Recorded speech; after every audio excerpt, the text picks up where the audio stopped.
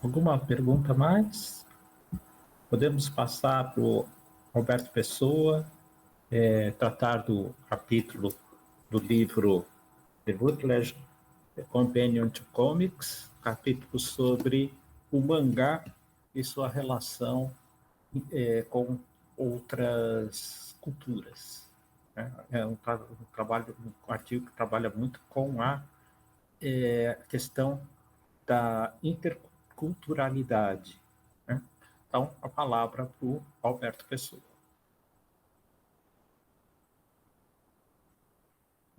Vocês conseguem ver Sim, sim. a tela Sim, compartilhada? sim, sim. Tá, então eu vou abrir aqui a apresentação de slides e como eu não vou ver vocês, qualquer coisa, por favor, peço que vocês me interrompam para que eu volte e aí veja vocês, tá certo? Então vamos lá. Bom, Ok. eu vou fazer a apresentação desse capítulo, né, que é o East Asian Comics, Intermediate Japanese Manga and Euro-American Comics, é um artigo escrito pelo Adam Kern. Eu vou fazer vou fazer um resumo, né, dessa apresentação. Como a gente tem aqui o observatório e o grupo, né, sugiro que vocês leiam o artigo na íntegra, né, para poder ser essa apresentação ser um complemento do capítulo e não simplesmente um fichamento, né? Então, a primeira coisa que eu vou colocar aqui, eu coloquei os títulos em inglês, né, que tem uma estrutura, esse artigo, e aí eu vou comentando um pouco alguns elementos que eu achei importante no texto, tá? Então, o primeiro subtítulo, né, seria Mangá Colossus, e aí o que o Adam pondera é que o Japão ele possui a maior indústria de quadrinhos do mundo, tá? Ele utiliza, né, como base de comparação os comics norte-americanos e os quadrinhos franco-belga. São as duas que ele cita, né, na sua comparação. Ele não entra em outros mercados, né? E ele coloca, né, que o mangá como produto cultural superou barreiras linguísticas, raciais, culturais e nacionais. A palavra mangá, segundo ele, deixou de ser quadrinhos japoneses para se tornar um termo naturalizado globalmente, né? É importante eu destacar que ele faz essa comparação com o quadrinho norte-americano e com os quadrinhos franco-belga, porque, na minha concepção, aqui no Brasil, a palavra mangá não substitui a palavra história em quadrinhos, né? Quando a gente vê um quadrinho da Turma da Mônica ou um quadrinho de super-herói, acho muito difícil alguém associar a palavra mangá a esses quadrinhos, né? Então fica aqui uma observação, de repente, de outros núcleos, né? Outros mercados. E aí, né, o que ele coloca, né, que o triunfo internacional tá ligado ao milagre econômico, né, que vai se seguir pós-guerra, né? No Japão, você vai ter um avanço, né, na questão da produção de mangá, associado também à produção de animação, né? Você vai ter lá todo um aporte financeiro internacional e que vai fazer com que realmente a produção de mangá ela atinja, né, uma produção muito semelhante ao que já é feito no mercado norte-americano. Ele vai utilizar o Fred Schultz, acho que é assim que se pronuncia, tá? Eu vou ler na íntegra a citação, que é a mudança no status do mangá japonês vem desde 1980, não só na América do Norte, mas também em todo o mundo, e é de tirar o fôlego.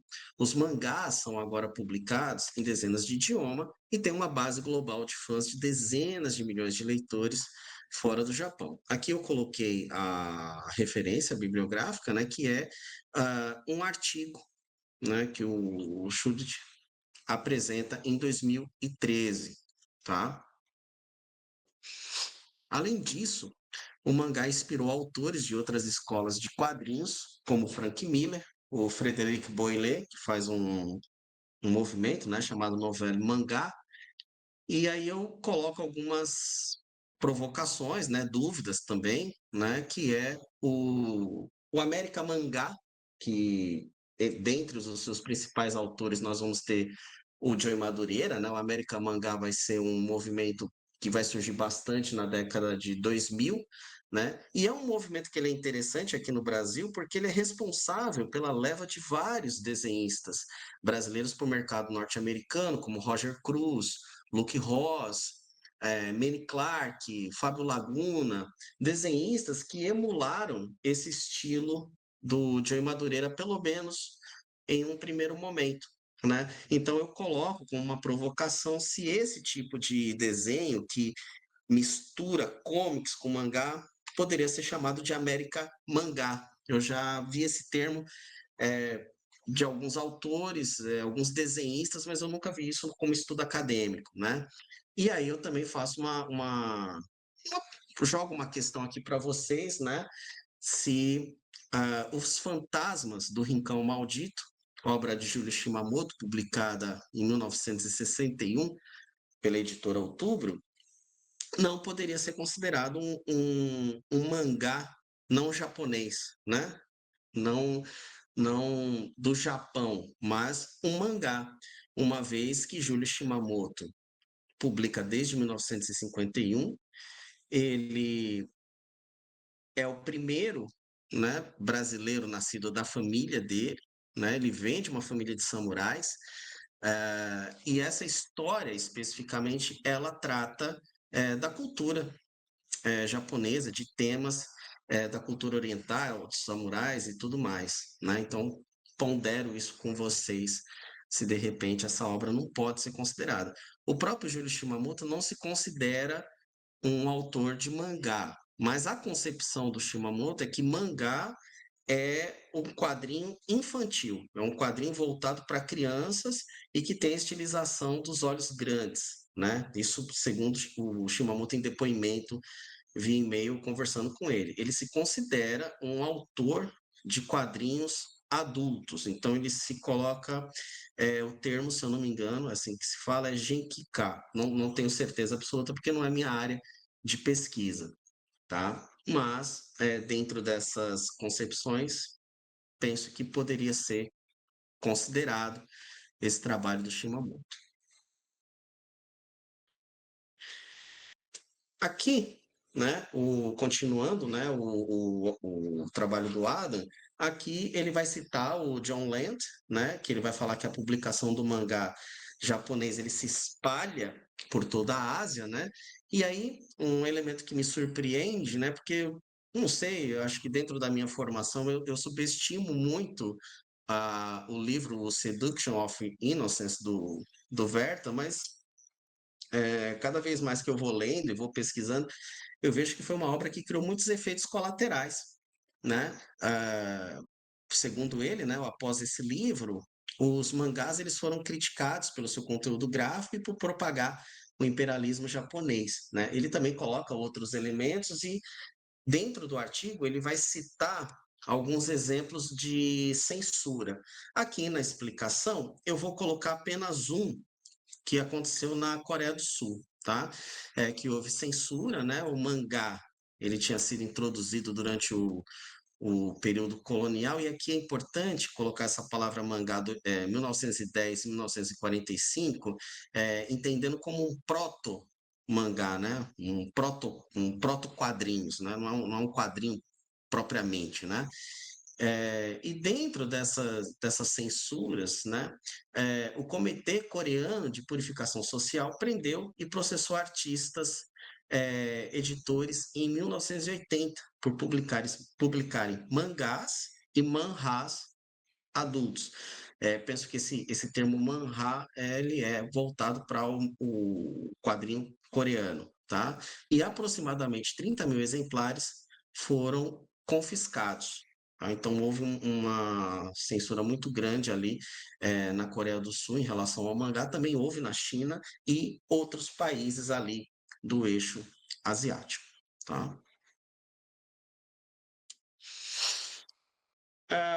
E aí, o Adam, ele fala muito sobre a questão do crescimento das histórias em quadrinhos locais no leste asiático. E aqui eu fiz questão de pesquisar esse mangá, esse webcomics, né, que o Adam coloca, que é o Tower of God, né? Esse manhwa, né?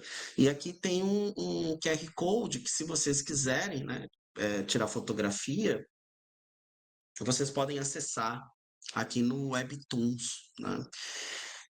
E eu acho bem interessante porque, pelo que eu entendi, ele tem em torno de 1,2 bilhões de visualizações e atualmente tem 3 milhões e meio de seguidores, né? E é um webcomics que está atualizado. Ele teve a sua última publicação, pelo menos eu vi essa semana, foi do dia 2 de junho. Então está sendo publicado constantemente. Também pesquisei em livrarias e tudo mais. Existe essa publicação impressa também. Não sei dizer se ela foi transformada em anime ou alguma coisa do gênero, porque, novamente, não é o meu ponto de pesquisa, né? Mas se vocês quiserem conhecer a obra, tá aqui um QR Code. E aí, o que que acontece, né?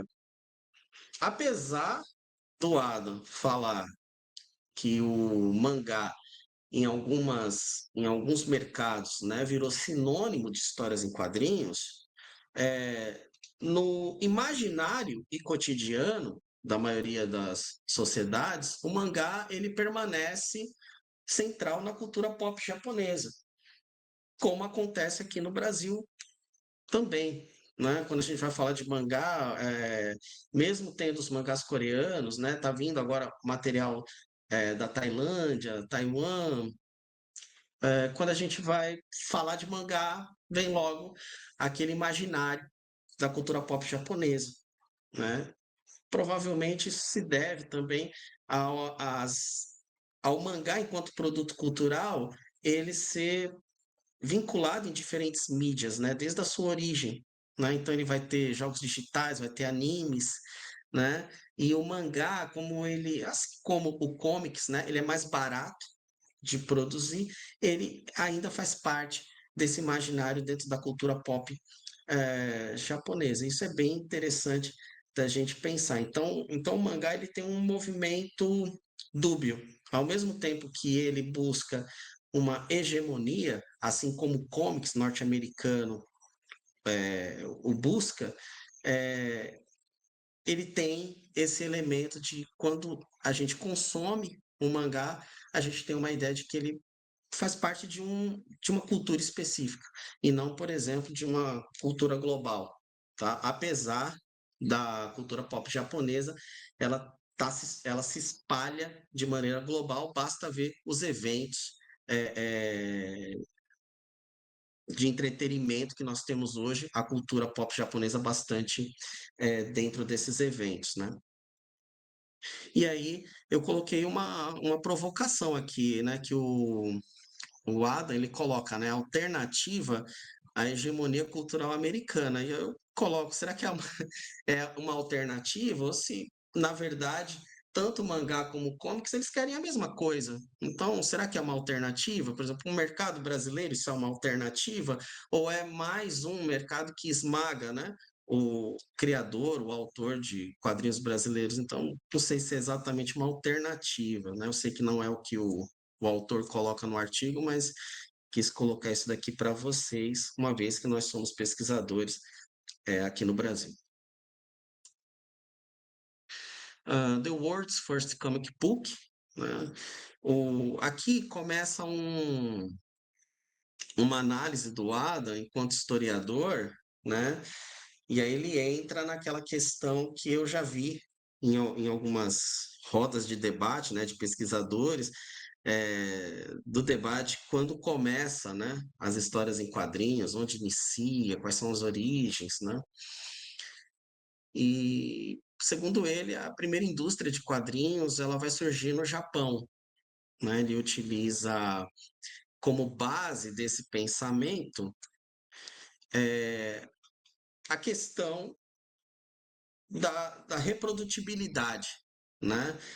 Que vai ter na Ásia, na Ásia começa primeiro, né, esses elementos de reprodutibilidade de mídia, né, em relação à Europa, né? Vai começar aqui no século XVII, vai florescer em meados do século XVIII com a criação dos. E aí eu vou pedir desculpa a vocês, eu não sei qual é a pronúncia correta, né?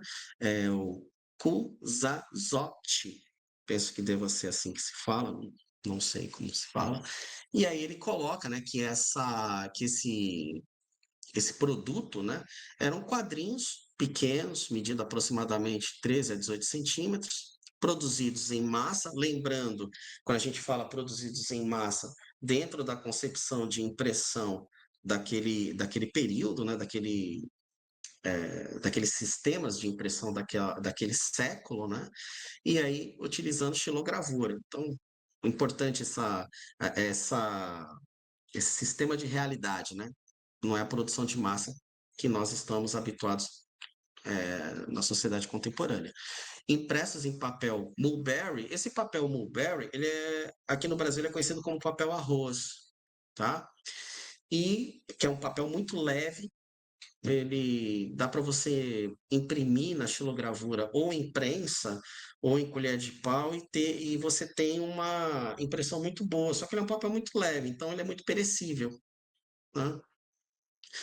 E combinavam linguagens verbais e visuais. Eles eram baratos, custando entre 8 a 16 moedas de cobre, ou seja, a gente tem uma espécie de mesma origem, né, de quadrinhos em relação a consumo, né? Você vai pegar o mercado americano, aqui no Brasil e em outros países, sempre muito barato, né?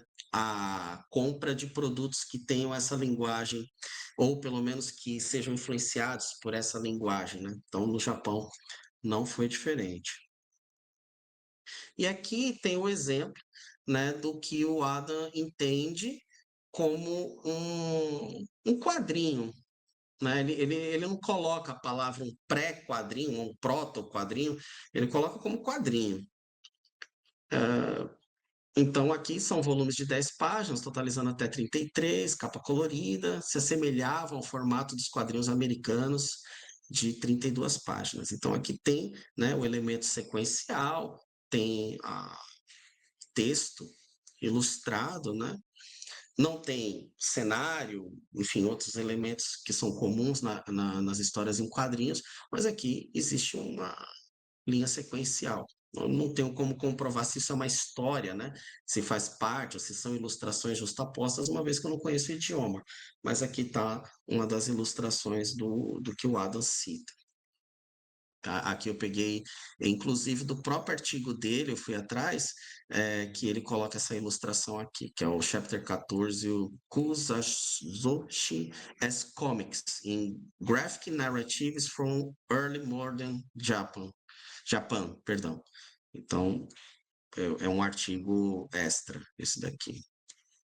E aí, né, a gente traz aqui o Hokusai. O Hokusai, ele é um artista que ele vai influenciar bastante a Europa, principalmente os artistas ali do impressionismo, um grupo de artistas que alguns pesquisadores colocam como pós-impressionistas, apesar de não existir esse movimento artístico, né? Não existe pós-impressionismo, mas foram artistas que não se encaixaram ali no impressionismo, como Van Gogh, o Paul Gauguin, por exemplo, né? Tiveram muita influência dessas estilogravuras japonesas, uma vez que chegou, né, todo esse material dentro ali daquele período ali de Revolução Industrial e tudo mais. Então ele coloca, né, que as histórias ilustradas abordavam o teatro, kabuki, espetáculos de rua, né, e artistas como Hokusai, famoso por sua obra Grande Onda, e Bakin com Hakenden, Vida dos Oito Cães. Tá? Então ele mostra toda uma influência aí com esses artistas.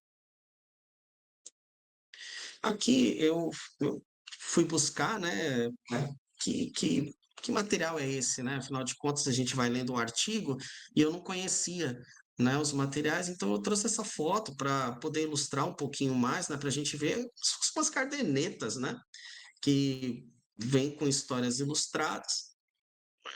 E aí ele fala que, dentre os vários gêneros de quadrinhos japoneses, o Kibiyoshi, Kibiyoshi era o mais popular e sofisticado, né? Eram as historinhas de capa amarela, narrava as histórias de maneira sequencial, combinando elementos visuais e verbais, semelhante aos quadrinhos modernos.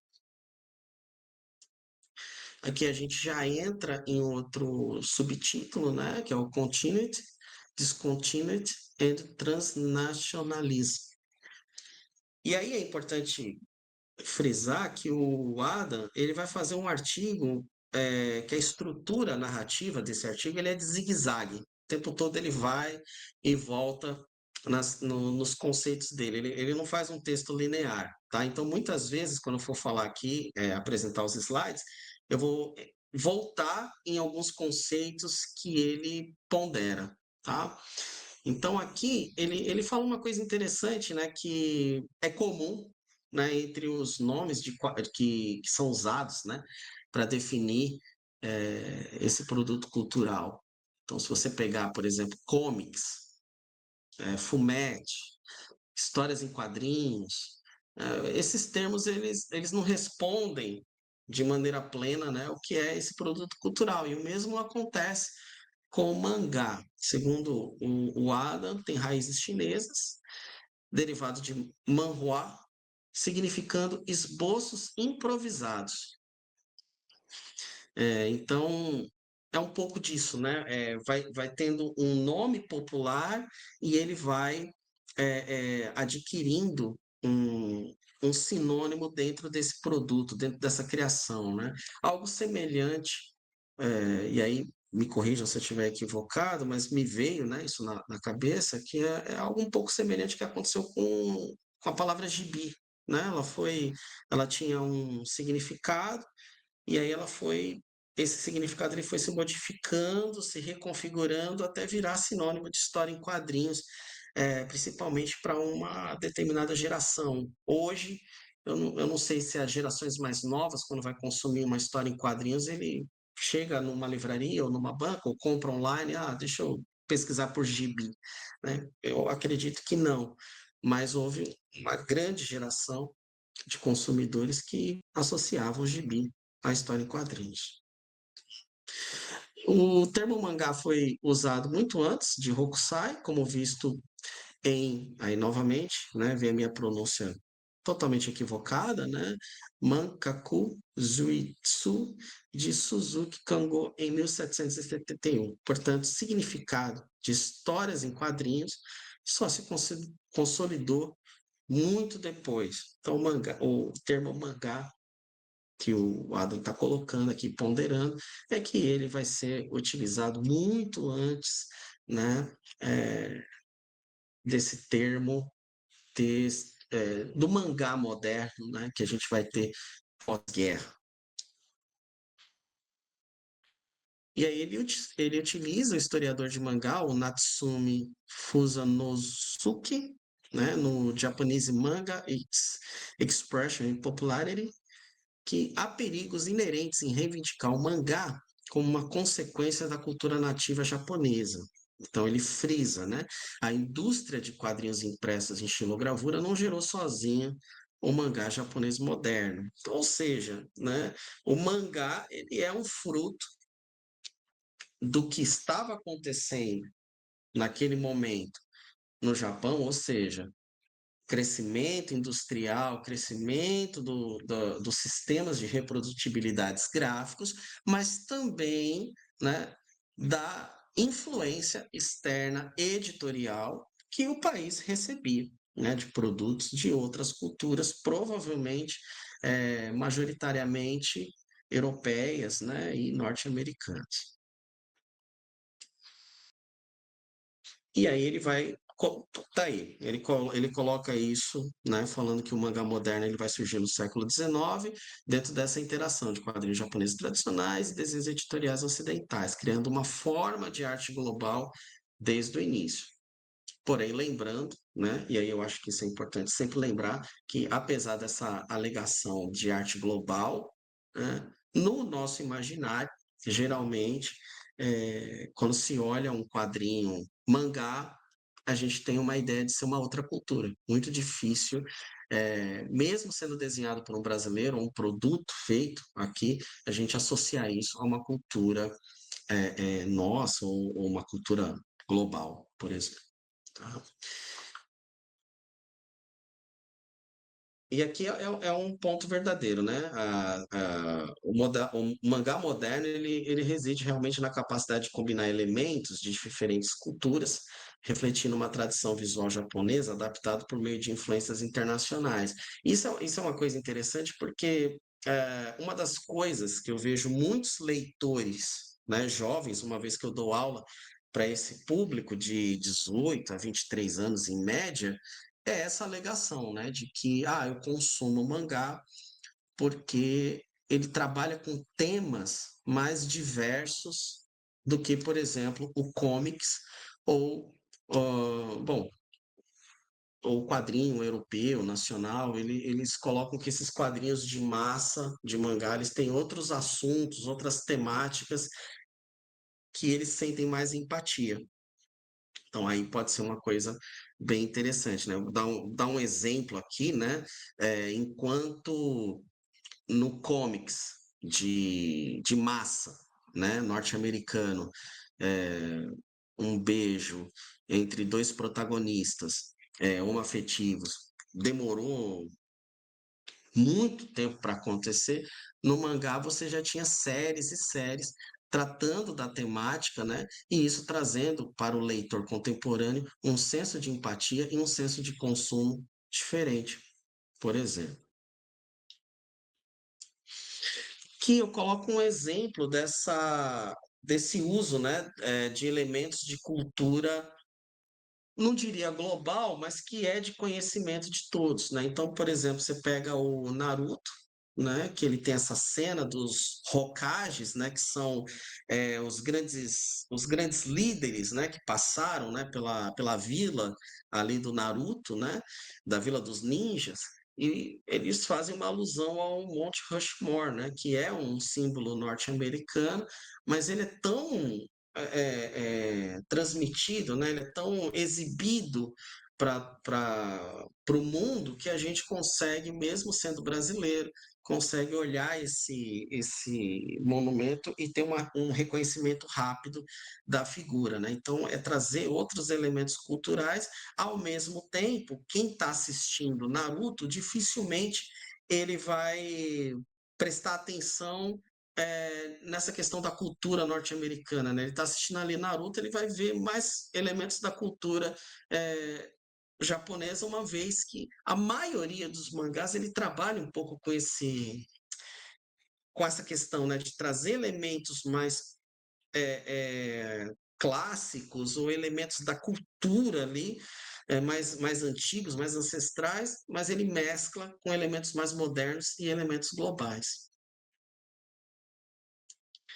E aí é a busca pelo fandom mundial, né? Um exemplo é o cosplay, né? Se você pegar a maioria dos eventos de quadrinhos que tem, aliás, eventos de quadrinhos não, desculpa, eventos de cultura pop, figura do cosplay cada vez mais ganha mais protagonismo, premiações e tudo mais, e isso vai um pouco de encontro, né, com essa questão dos quadrinhos japoneses, né, dessa busca da cultura pop japonesa, de estar tendo um elemento mesmo hegemônico, né, trazendo de repente outras estratégias. Não é que no comics norte-americano não haja o cosplay, mas é muito mais difundido, né, a cultura pop japonesa, principalmente aqui no Brasil. E aí, um dos exemplos que o Adam coloca, né, é o que foi publicado aqui no Brasil, que é o Game Pés Descalços, tá? Então ele coloca, né, que o O Hadashi no Gen, Barefoot Gen, de Nakagawa Keiji, foi publicado nos Estados Unidos pela Edu Comics em 1980 e é um exemplo significativo da chegada dos quadrinhos japoneses ao público ocidental. Tá? Aqui, aí eu vou falar de uma experiência pessoal, né? Eu sou da geração 1979, então consumi quadrinhos, né? Como criança, adolescente na década de 80, 90, o que me chamou muito a atenção, né? Quando eu falei assim, nossa, chegou os mangás aqui no Brasil, é, foi principalmente o Akira, né? O Akira ele foi publicado no sentido de leitura ocidental, né? Colorido pelo Steve Oliff, mas o que me chamava a atenção é que ele foi vendido, né, na mesma estrutura assim, de fascículos do Batman Cavaleiro das Trevas e do Watchmen na época. Né? O Akira foi publicado pela editora Globo e chamou muita atenção aquela publicação. Né? E depois veio. Eu acho que Lobo Solitário foi publicado antes de Akira, eu não tenho essa lembrança ou esse dado, né? Essa memória afetiva, mas eu lembro que Akira me chamou muita atenção. Eu falei, caramba, isso é diferente. Chegou o mangá aqui no Brasil, né? Na minha concepção. Tá? Mas aí é muito mais uma memória afetiva do que de pesquisador. E aí, novamente, né, naquela questão de zigue-zague que o Adam escreve, né? Ele coloca que os quadrinhos ocidentais chegaram no Japão na década de 1860, após a abertura do país ao Ocidente pelo Commodore Matthew Perry em 1853, né? E aí a gente entra naquela questão de fato, foram quadrinhos ocidentais, se foram proto-quadrinhos, né? E aí ele vai falar que o Charles Rigman lançou a revista de humor The Japan Punch em 1862 e logo após essa revista, aí aconteceu um movimento natural, né, dos autores nativos, né, os autores japoneses começaram a lançar suas próprias revistas de humor, né, que é mais ou menos o movimento que acontece, né, em todas as escolas de quadrinhos, né, que a gente vai pesquisando, foi mais ou menos um movimento natural, lançar suas próprias revistas de humor que apresentavam desenhos híbridos, combinando estilos ocidentais e japoneses, tá? E aqui eu fui atrás de uma pesquisa, eu achei no The Comics Journal, o link está aqui, tá? Se vocês, eu mandei o PDF para vocês, clicável. Aí depois vocês confirmam para mim, né, se caso esses links funcionam ou não. E aí eu peguei um fragmento de uma desses quadrinhos, né, que o Adam colocou. E de fato, né, tem signos aqui, tem elementos que lembram realmente uma história em quadrinhos, né? Balão de texto, sequência. Então, tá aqui, né? Esse quadrinho híbrido aqui, por exemplo, para vocês darem uma olhada e tirarem as suas conclusões, né? Depois vale muito a pena dar uma olhada nesse artigo aqui do The Comics Journal, tá? Bem completo. E aqui eu trouxe uma coisa, se vocês me permitem, eu gostaria de pôr esse vídeo do YouTube, é 40 segundos, tá? Mas eu acho que ele é importante, porque o que que acontece? Esse aqui é um mangá, né, que é o For Immigrants, mangá do Eiji Yoshitaka Kiyawama, que é um imigrante, né, e ele faz esse trabalho, né, fora do Japão, usar o termo mangá, né? E ele foi publicado em São Francisco em 1931. E o que eu achei interessante é que recentemente fizeram uma peça de teatro, né, utilizando os desenhos do autor, né, e fazendo a peça. Então eu vou colocar aqui, se vocês não se importam, tá? Vocês me falam também, por favor, se tá sendo transmitido, né? Então, vamos lá. 40 segundos, tá? Não, não tá com, só tá a imagem parada, não tem movimento. Ah, então deixa eu ver aqui o que eu posso A gente pode fazer. publicar no PDF que você mandou pra gente? Tá no PDF. Tá Aí no fica PDF. mais fácil. Fica mais fácil a gente clicar Vocês no assistirem, né? PDF.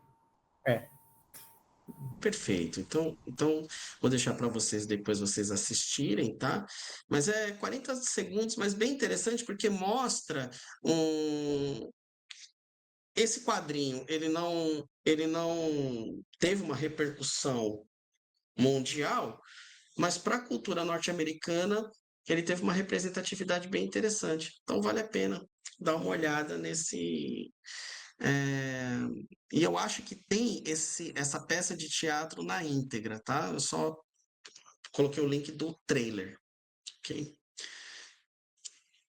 E aí, né, ele coloca esse autor holandês, que é o Gustav Verbeek, tá? Ele alega, né, que esse artista ele teve uma forte influência de autores eh, de mangá que utilizavam esse tipo de narrativa, né, que é uma narrativa em que o quadrinho você consegue girar ele, né? Você gira ele e tem um outro senso de experiência de leitura, né? Ele não é um quadrinho que você vai fazer só uma leitura linear, você faz uma espécie de giro de 360 ou de 180, né? Você vai vendo essas angulações de uma maneira diferente, tá? Então ele coloca como uma das influências que veio para autores fora do eixo ali asiático, tá?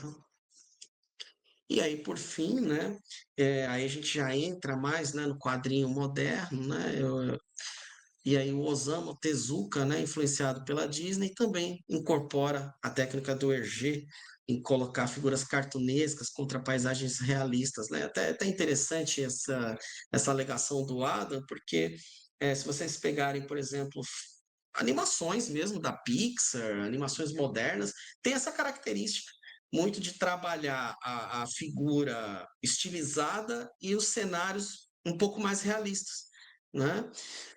E aí eu coloco aqui eu vi alguns vídeos colocando, né, esses dois trabalhos com uma possibilidade, né, de plágio, né, ou de similaridade, né, que é o trabalho do Hergé, né, e o do The Adventures of Shoshan, do Oda Nobutsumi e Kabashima Katsuichi.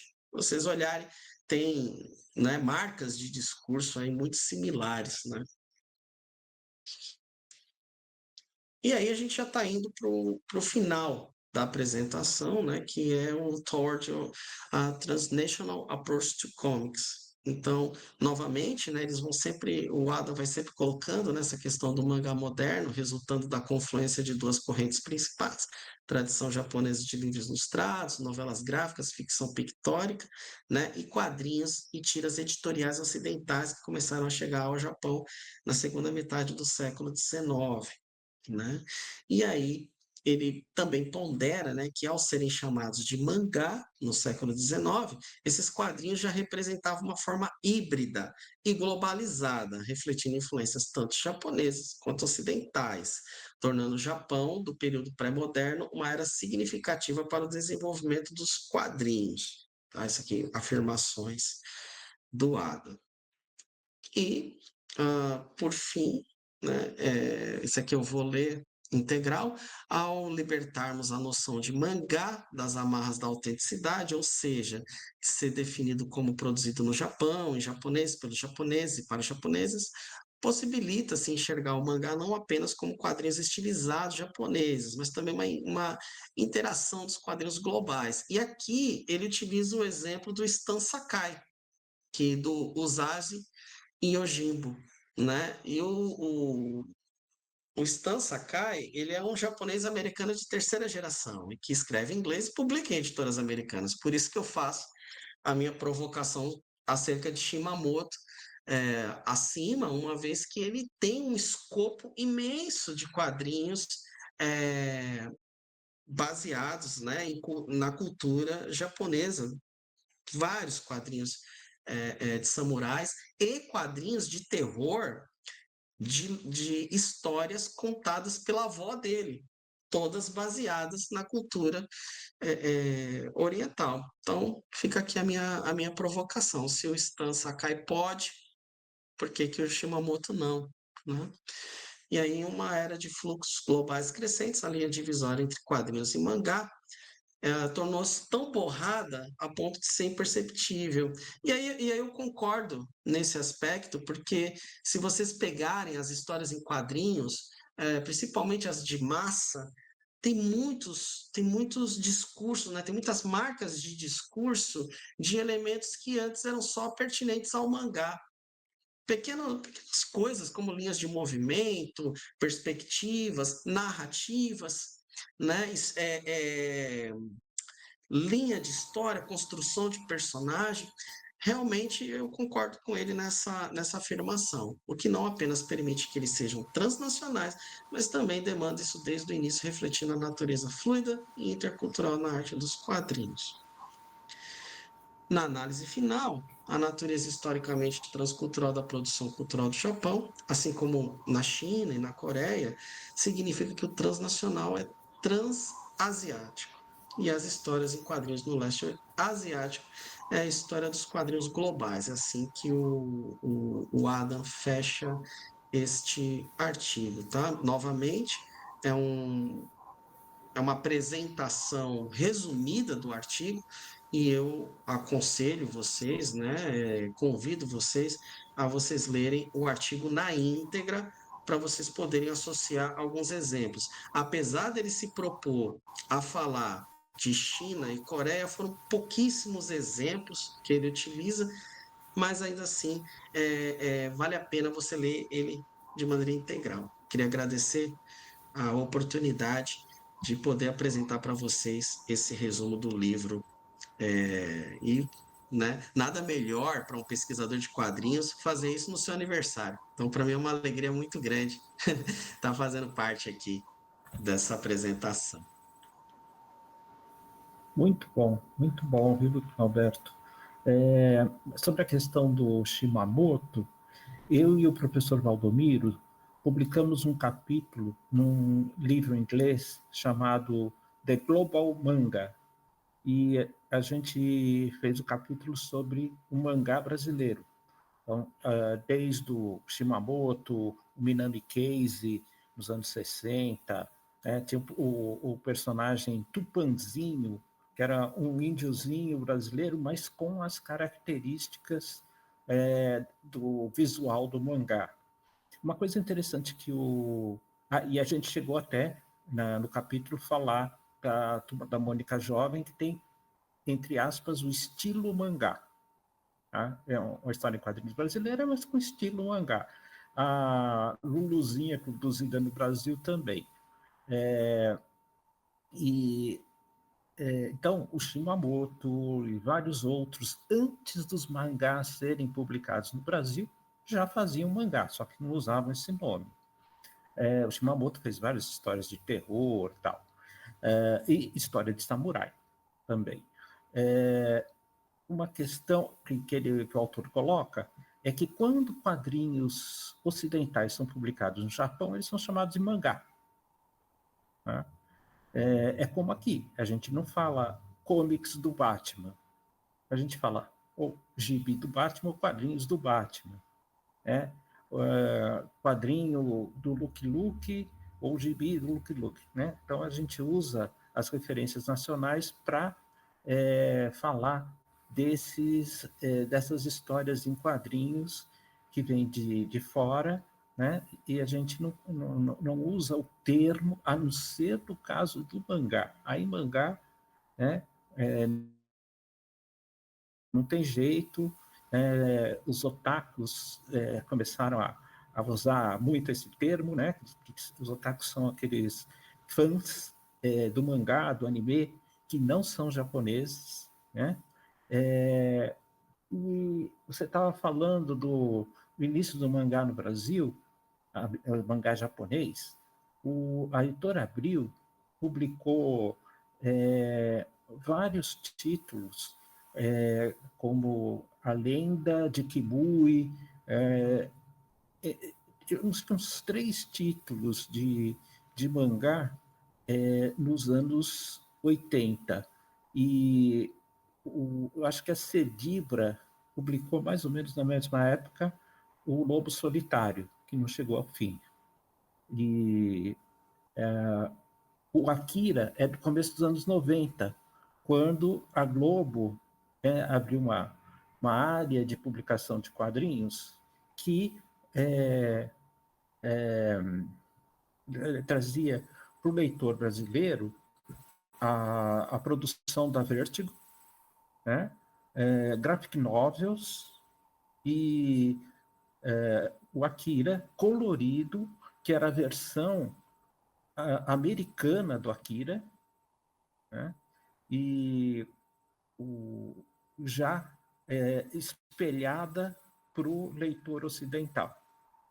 Na época ainda não se sabia ler o mangá da direita para a esquerda, né? Então, o Akira foi publicado no Brasil a partir das edições americanas. Alguém tem mais alguma pergunta para o Alberto? Não?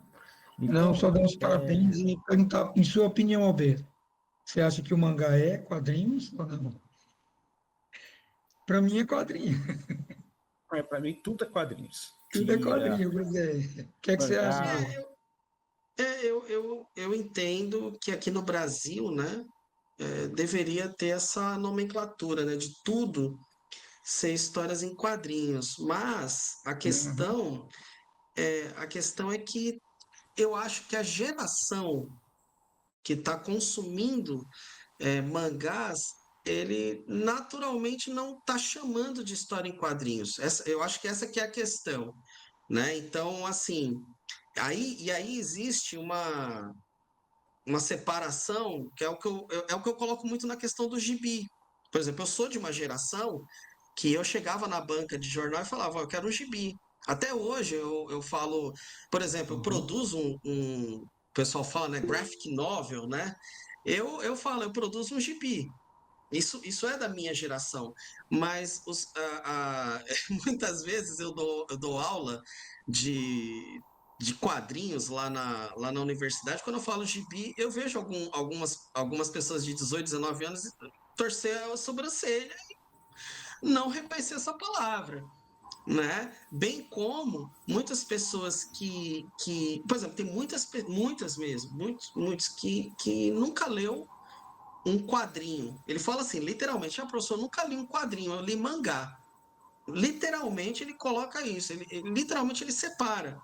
Então eu acho que existe ainda um descompasso entre os pesquisadores, né, porque a gente é de outras gerações, com o que as gerações estão surgindo. E aí cabe a gente entender um pouco esse fenômeno. Mas, na minha opinião, tudo que é publicado aqui no Brasil deveria se chamar histórias em quadrinhos. Tudo. Vamos passar a palavra para o Ricardo, depois eu passo para o Robson. Afinal, o Ricardo, acho que tem uma mais condições propriedade. mais de... Não. Mas assim, o Flávio já falou aqui, eu acho que é muito mercadológico. É a diferença de animação para anime, por exemplo. Então, hoje tem canais e programas de streaming que só trabalham e eles anunciam. Nós passamos só animes, né? Então, é muito a questão mercadológica. A própria graphic novel, ela surge um pouco para quebrar essa coisa do quadrinho, que a gente chama que ficou inho, né? Em português, ou mesmo alguma coisa assim, para trazer essa identidade mais adulta, vamos dizer assim. Aí a gente chama de graphic novel, né? Que é uma coisa bem mercadológica mesmo.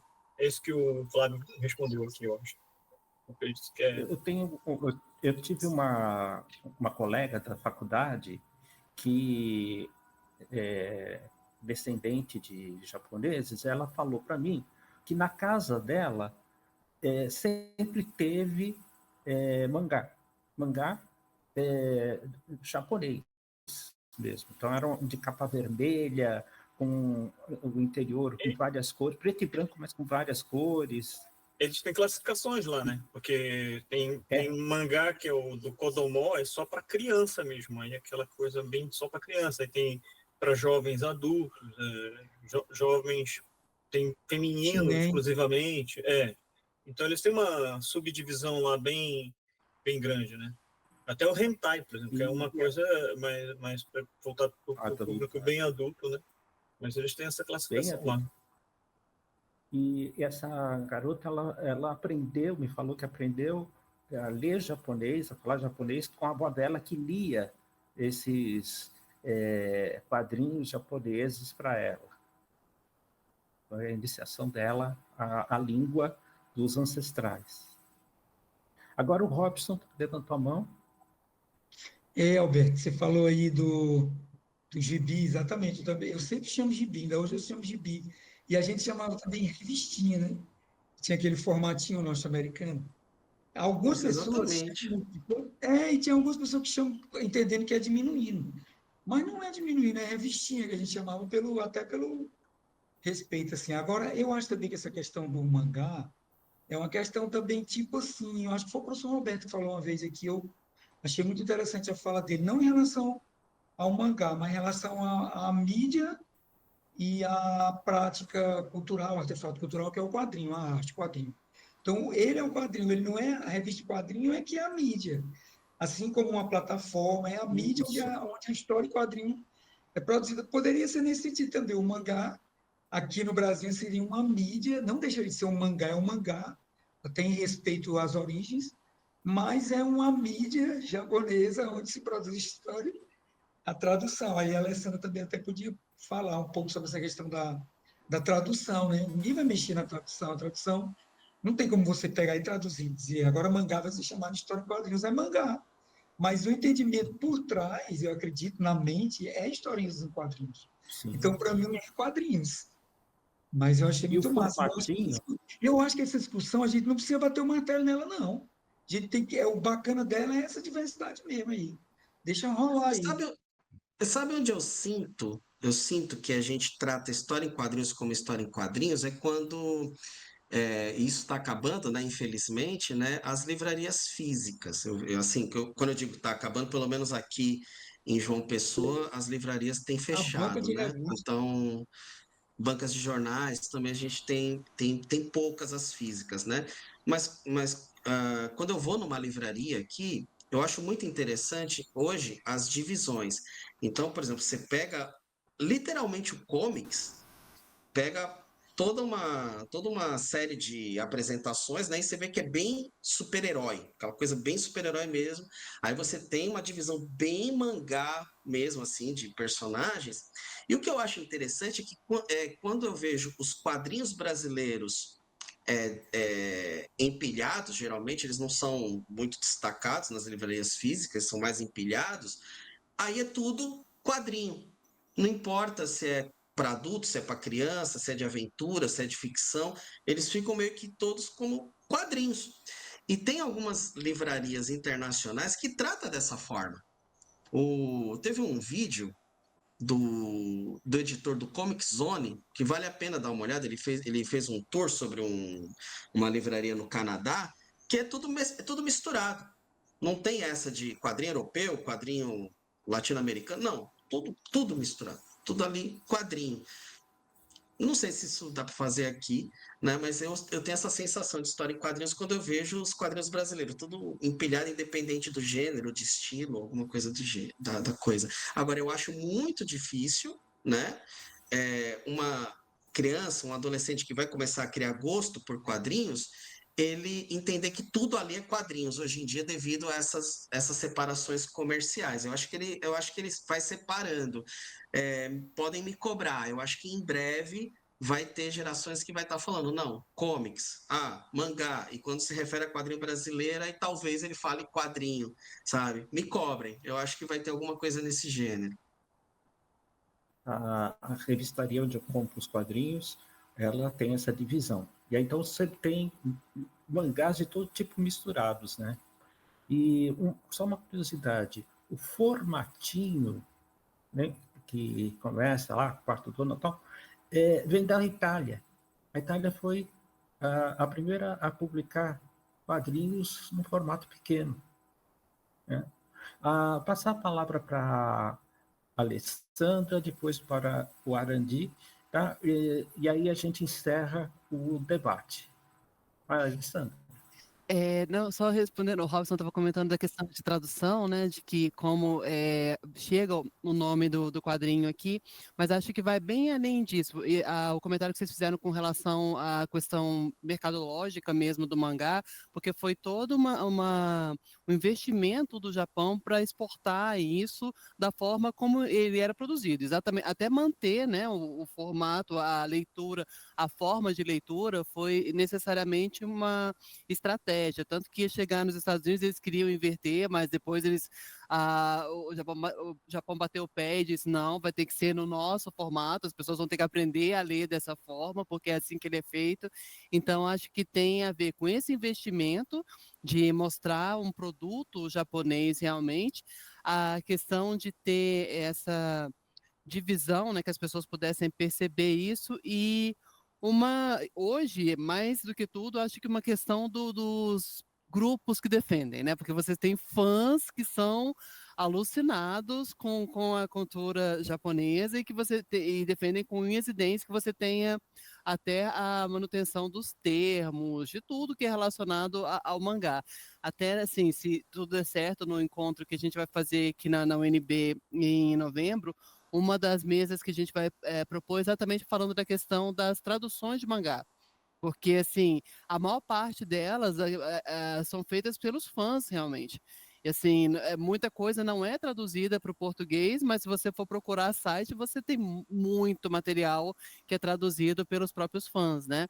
E aí cria-se toda uma cultura, uma defesa do que tem que ser mantido ou não, com relação à língua, a questão mesmo das próprias onomatopeias, que são sempre um ponto bem delicado quando a gente fala de mangá. Então, tem um pouquinho da questão mercadológica, quer dizer, muito da questão mercadológica, e essa questão realmente de quem defende, né? E eu acho que a gente importa muita coisa, né? Você estava falando da questão do gibi, que também é a minha parte afetiva com relação a quadrinhos, assim, eu cresci lendo gibi, e o fato de que hoje você tem, não, mas essa é só uma graphic novel. Não, eu estou lendo mangá. Você faz questão de separar e dizer qual é o tipo, né? Assim, como se isso colocasse no patamar superior em termos de conhecimento de quadrinho, né? Assim, isso não é só quadrinho, eu estou lendo uma graphic novel, né? Tem toda essa, esse glamour em torno da coisa, né? Então era isso. Obrigado, Alessandra. Eu vou passar agora para o Arandi e a gente encerra, então, o debate. Pode falar, Arandi. Boa noite. Boa noite. Eu percebo essa questão polêmica na sala de aula. Eu sou professor do ensino fundamental e médio, e geralmente essa questão aí do mangá, ela tanto do mangá quanto do anime, como o Ricardo falou aí, essa questão aí, eles sempre insistem quando eu falo assim, não, isso é desenho animado. Aí, não, professor, mas o japonês é anime. Aí não é história em quadrinho, é mangá. Mas eu vejo também, eu estou falando entre as crianças, né? Entre o público, que eu trabalho com meninos de baixa renda, vamos dizer assim. Eu percebo que falta a alguns desses meninos uma coisa que, por exemplo, eu sou filho de quadrinista aqui, meu pai é pioneiro dos quadrinhos underground aqui no Rio Grande do Norte, Alcides Salles é do Grupec, a revista Maturi, que era uma primeira revista aqui de bolsa aqui do estado, a revista Igapoc, e eu tive o acesso aos quadrinhos desde criança, e aqui tinha muitos quadrinistas, tem muito quadrinista, e eu tive contato com vários gêneros do quadrinho europeu, quadrinho japonês, todo tipo de quadrinho eu tive acesso. Então, para mim fica mais fácil distinguir, mas para uma criança que às vezes a mídia bombardeia ele só com aquele tipo de quadrinho, ele acaba não conhecendo outros gêneros de quadrinho, e ele tende a dizer que aquilo ali é mangá, e se fixa que aquilo é mangá, e ele não conhece outras alternativas, assim. E eu acho que o meu trabalho como professor, por exemplo, é de mostrar as outras possibilidades para ele mesmo tirar a comparação. se tem características em comum, se não tem. Eu acho que o papel de um professor na sala de aula, pelo menos assim, com o público que eu trabalho, é dar possibilidade dele ver outros quadrinhos, né? Eu garanto que boa parte dos meus meninos lá não consegue nem comprar uma história em quadrinho, porque não tem condições. Como, não existe mais banca de revista como existia antigamente, né? O acesso dos quadrinhos não é mais como já foi no passado. Então eles não sabem nem se eu falar de quadrinho europeu para eles aqui, falar de desenhista, algum desenhista conhecido do europeu, ele não sabe quem é, ele não sabe como é que é esse estilo. Então ele fica ali ficcionado naquilo ali. Mas é só isso, era só uma colocação que eu queria fazer. Mas é isso. Obrigado, Andy. Fala, Alberto. Professor, é só pedir para o senhor se é possível, né, eu ter acesso a esse artigo do que fala do Shimamoto. Se pode disponibilizar nos e-mails, alguma coisa do gênero, porque eu acho que é um artigo bem relevante. Pelo menos para a minha pesquisa sobre o Shimamoto, acho que vai ser muito importante. Se puder disponibilizar, agradeço. Esse livro foi impresso, né? Eu recebi um exemplar, o Valdomiro outro. E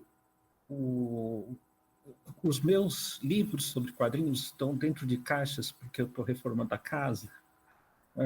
Só que fica difícil mandar por e-mail, porque eu teria que escanear e anexar, e fica um arquivo pesado. Mas e não está online, eu já procurei. Não está online, que é uma pena. Ia ter o PDF online. Roberto, você pode tentar fotografar. Um colega conseguiu fotografar e deu certo. Às vezes pode funcionar. Se tiver um celular com boa câmera, né? Fica meio torto. Bom, vamos abrir as câmeras, todo mundo, para o Selby. Eu vou fazer o print já. Eu já fiz um, mas vou dar mais última chance. Alessandra. Enquanto o pessoal abre, só dar um testemunho, né? Vocês estão falando sobre essas classificações. Eu lembro quando eu fui uns 7, 8 anos atrás para Nova York, naquela rede de livrarias Barnes & Noble, eles separavam os quadrinhos nas estantes em 3 categorias e curiosamente ficavam em espaços diferentes, assim, um afastado do outro. Então tinha graphic novel, comics e mangá separados na livraria. Aí a última vez que eu fui, em 2019, a maioria já estava agrupado em graphic novel, né? Acho que eles perceberam que tinha que juntar, porque cada canto da livraria estava uma coisa, né? Então, complicado. Graphic novel hoje serve para tudo.